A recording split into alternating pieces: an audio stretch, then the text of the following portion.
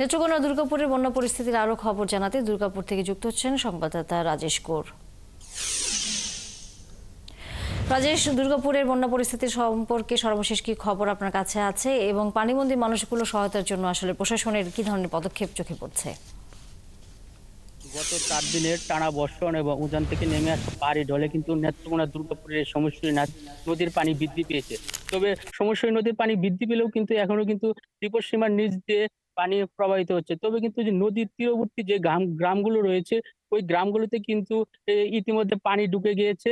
দুর্গাপুর উপজেলার ৪টি ইউনিয়ন কাকরগড়া, গাওকান্দিয়া, চণ্ডীগড় এবং কুল্লাগড়া। এই ৪টি ইউনিয়নের প্রায় ২০,০০০ মানুষ কিন্তু এখনো পানিবন্দী অবস্থায় রয়েছে।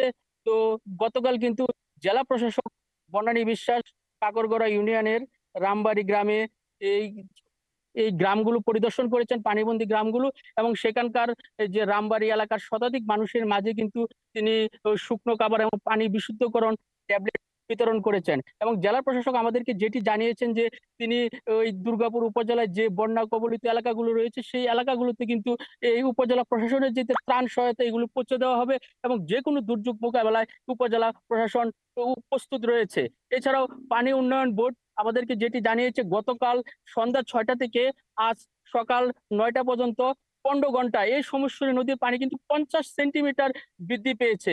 ইতিমধ্যে এই নদীর পানি কিন্তু ০.৩০ সেন্টিমিটার বিপদ সীমার নিচ দিয়ে প্রবাহিত হচ্ছে। এতে করে কিন্তু এই গড়ে প্রতি ঘন্টায় এখানে ৩ সেন্টিমিটার পানি বৃদ্ধি পেয়েছে সমুদ্রী নদী।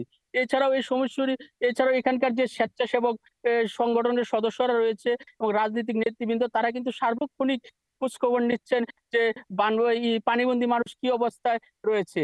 আর এদিকে কিন্তু এই এই বন্যার পানিতে কিন্তু মানুষের ফসলি জমি যেটা এটা তলিয়ে গেছে, রাস্তাঘাট যেটি রয়েছে সেটিও কিন্তু ডুবে গেছে। তো পুকুরের মাছ এগুলো কিন্তু ভেসে গেছে। তো আর এদিকে দুর্গাপুর যে জায়রা জাঞ্জেল পয়েন্টে গত ২৪ ঘন্টায় ২৫০ মিলিমিটার বৃষ্টিপাত হয়েছে এবং দুর্গাপুরে ১৮৬ মিলিমিটার বৃষ্টিপাত হয়েছে। এভাবে যদি বৃষ্টিপাত অব্যাহত থাকে তাহলে কিন্তু দুর্গাপুর উপজেলায় নতুন নতুন করে গ্রাম প্লাবিত হওয়ার সম্ভাবনা রয়েছে। এই ছিল দুর্গাপুর থেকে আমার কাছে বন্যার সর্বশেষ পরিস্থিতি। ধন্যবাদ রাজেশ গৌর। আপনার মাধ্যমে আমরা বন্যা পরিস্থিতির সর্বশেষ খবরাখবর জানছিলাম। দর্শক সহকর্মী রাজেশ গৌর ছিলেন এতক্ষণ আমাদের সাথে।